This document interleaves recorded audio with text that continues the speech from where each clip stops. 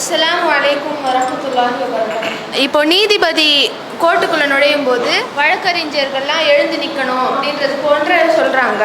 அப்போது இஸ்லாமியர்கள் நீதிபதி ஆக முடியாதா? ஏன்னா இது இஸ்லாத்துக்கு மாற்றமானதாக இருக்குல்ல. இஸ்லாமியர்கள் நீதிபதிகளாகவோ அல்லது வக்கீல்களாகவோ போகக்கூடிய அந்த துறையை தேர்வு செய்யலாமா? ஏன் இந்த கேள்வி வருதுன்னா, இந்த நீதிமன்றம் என்று வரும்பொழுது அந்த நீதிபதிக்காக எழுந்து நிற்க வேண்டிய ஒரு நிலை வருது, அல்லது அவங்க நீதிபதியாகவே நின்றாலும் அவங்களுக்காக மற்றவங்க எந்திரிச்சு நிற்க வேண்டிய ஒரு நிலை வருது. யாருக்காகவும் யாரும் எழுந்து நிற்கக்கூடாது அப்படின்னு அல்லாஹ்வுடைய தூதரவங்க கடுமையாக நமக்கு சொல்லியிருக்கிறாங்க. அப்படி இருக்கும் பொழுது இப்படியாக எழுந்து நிற்கக்கூடிய நிலையில சில துறைகள் இருக்கிறத, பதுமாறியான இந்த துறைகளை நாம தேர்வு செய்து போகலாமா? இப்படியான ப்ரொஃபஷனுக்கு நாம போகலாமா? அப்படிங்கிறத தான் இதுல சந்தேகமா என்ன செய்யறாங்கன்னா கேட்குறாங்க. இதை பொறுத்த வரைக்கும், இந்த எழுந்து நிற்கிறத பொறுத்த வரைக்கும் இஸ்லாமிய மார்க்கம் நமக்கு கடுமையாகத்தான் சொல்லுது. அதில் எந்த விதமான மாற்று கருத்தும் இல்லை. யார் ஒருவர் தனக்காக எழுந்து நிற்க வேண்டும் என்று சொல்லி ஆசைப்படுகிறாரோ அவர் தம்முடைய இருப்பிடத்தை நரகத்தில் அமைச்சுக்கட்டும்ங்கிற அளவுக்கு ரசூலுல்லாஹி ஸல்லல்லாஹு அலைஹி வஸல்லம் அவங்க கடுமையாக நமக்கு என்ன செய்கிறாங்க, சொல்லித்தர்றாங்க. அப்போ இந்த எழுந்து நிற்குதலை பொறுத்த வரைக்கும் மார்க்கம் அதை இரண்டாக பிரிக்கிறது.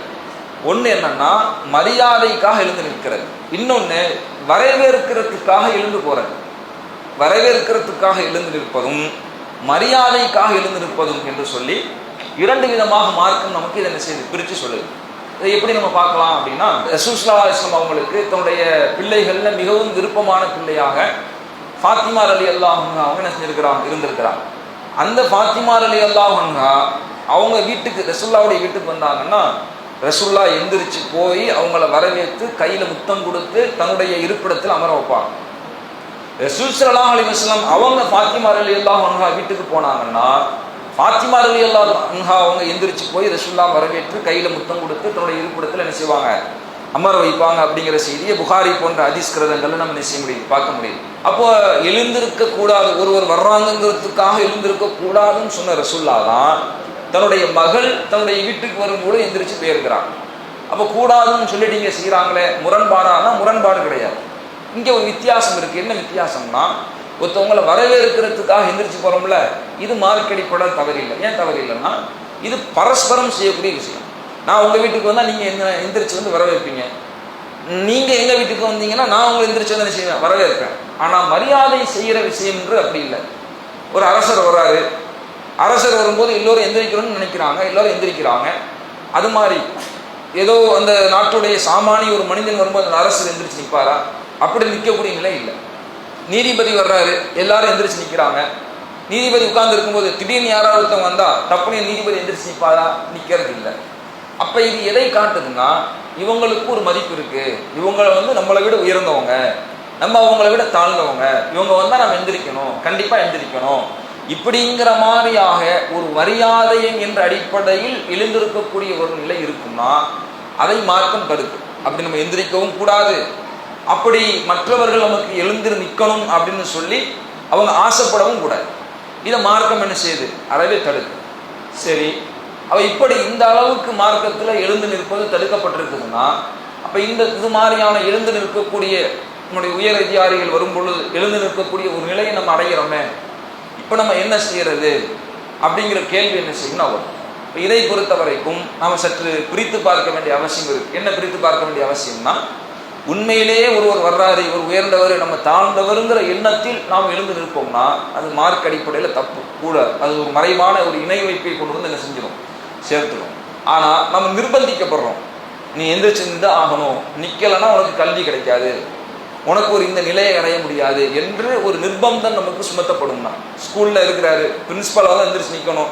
ஒரு பையன் என்ன செய்கிறான், உட்காந்துக்கிட்டே இருக்கிறாங்கன்னா, என்னடா திமிருத்தனமாக உட்காந்துருக்கிற, ஸ்கூலை விட்டு வெளியே போன என்ன செஞ்சிருவாரு, வாத்தியார் சொல்லிடுவாருன்னு ஒரு நிர்பந்தத்தை கொடுக்குறாங்க.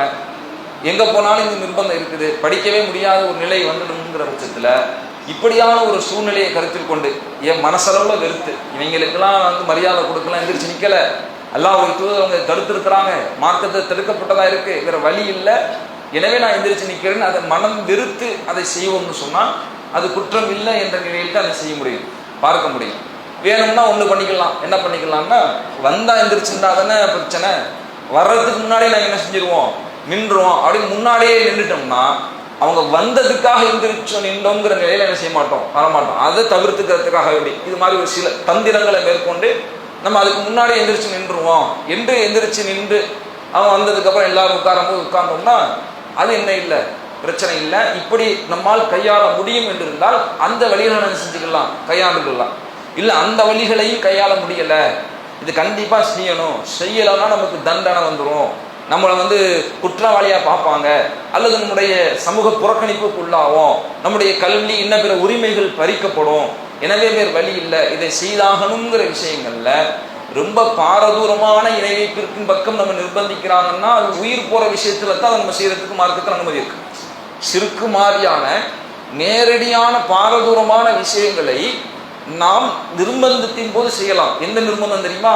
உயிர் போயிடும். கழுத்துல கத்திய வச்சு ஜெய் ஸ்ரீராம் சொல்லலைன்னா குத்திடுவேன் அப்படிங்கிறான்.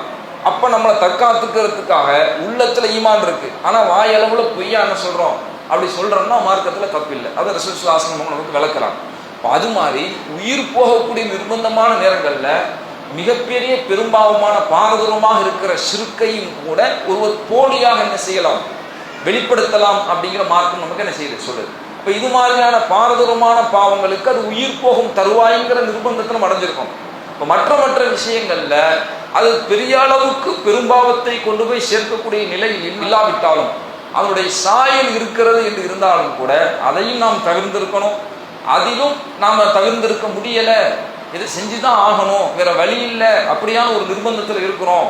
இப்படியே நம்ம புறக்கணிச்சு போனா கல்வி வேணாம், இந்த பதவி வேணாம், இந்த துறை வேணாம்னு புறக்கணிச்சு போனா எனக்கு பாதிப்புங்கிறத தாண்டி இந்த சமுதாயத்திற்கே ஒரு பின்னடைவு வந்துடும். இந்த மார்க்கத்தை இந்த நாட்டில் நம்ம கடைபிடிக்கிறதுக்கே அது ஒரு பாதகமா பின்னால என்ன செஞ்சிடும் அமைஞ்சிடும். அப்படிங்கிற மாதிரியான ஒரு பார்வையில முஸ்லிம்கள் சட்டத்துறையில் இருக்கணும், முஸ்லிம்கள் போலீஸ் துறையில் இருக்கணும், முஸ்லிம்கள் அரசியல் துறையில் இருக்கணும். இப்படியான ஒரு துறைகள்ல முஸ்லிம்களுடைய அந்த ஆதிக்கம் பங்களிப்பு அப்படிங்கிறது இருக்கணுங்கிறதுக்காக வேண்டி இணை வைப்பு என்கின்ற பெரும்பாவத்தின் நிலைக்கு சென்று விடாத அளவிற்கு சில விஷயங்கள்ல இருந்து நாம் தகுந்திருக்க முடியாத சூழ்நிலைகள்ல மனம் வெறுத்து அது அந்த மாதிரியான காரியங்கள் நம்ம செய்வோம்னு சொன்னா அது மார்க் அடிப்படையில் என்ன இல்லை, பிரச்சனை இல்லை. ஆனா அதுவும் என்ன வரையறைனா சட்டமா இருக்கணும். இதை செய்யலைன்னா உனக்கு குற்றம், இது செய்யலைன்னா உனக்கு தண்டனை, இது செய்யலைன்னா உன்னை டோட்டலா அகற்றிடுவோம், உன்னால இங்க சர்வை பண்ண முடியாது, இப்படிங்கிற மாதிரியான நிர்பந்தமா இருக்கும். நிர்பந்தம்னா சும்மா பேருக்கு கண் துடைப்புக்குள்ள நிர்பந்தமா இருந்துடக்கூடாது. அந்த அடிப்படையில தான் இந்த கோர்ட்ல நீதிபதி எழுந்து நிற்கணுங்கிறது ஒரு மரபு. அப்படிதான் அந்த கோர்ட்டுடைய வளமை போகுது. அது ஒரு மரபா இருந்தாலும் அதை எப்படி பார்க்குறாங்கன்னா அப்படின்னா நீதிபதி உள்ள வர்றாருன்னா ஆல் ரைஸ் அப்படி ஒரு சத்தம் போடுவார், கையில் ஒரு கம்ப வச்சு நிற்பார்ல, சத்தம் போட்டோன்னா எல்லாம் எந்திரிச்சு நிற்கணும். அப்புறம் நீதிபதி உட்கார்ந்தோம் எல்லாம் உட்காரணும். இப்படி சொல்லும் போது யாராவது எந்திரிச்சு நிற்கல அப்படின்னா அவங்க நீதிமன்ற அவமதிப்பு, நீதிபதி என்ன செஞ்சுட்டாங்க அவமதிச்சுட்டாங்கன்னு சொல்லி ஒரு எச்சரிக்கையை கொடுப்பாங்க. திரும்ப அதே நிலை தொடருது அப்படின்னா கண்டெம்ட் ஆஃப் கோர்ட்ஸ் ஆக்ட் 1971 அப்படிங்கிற அந்த சட்டப்பிரிவின் அடிப்படையில் செக்ஷன் 12 அடிப்படையில் 6 மாசம் வரைக்கும் ஜெயிலு, அதிகபட்சம் 2000 ரூபாய் அபராதம் இல்லையா, இந்த ரெண்டையும் சேர்த்து அவருக்கு விதிக்கக்கூடிய நிலைக்கு என்ன செய்யறாங்க, ஒரு சட்டமா அதை ஆக்கி வச்சிருக்கிற காரணத்தினால வேற வழியே இல்லை என்ற நிலையில் இதை நம்ம கடைபிடிச்சு தான் ஆகணும்னு பொழுது மனம் வெறுத்தவர்களாக மனம் முரண்டவர்களாக நம்ம அதை செய்வோம்னா தப்பில்லை.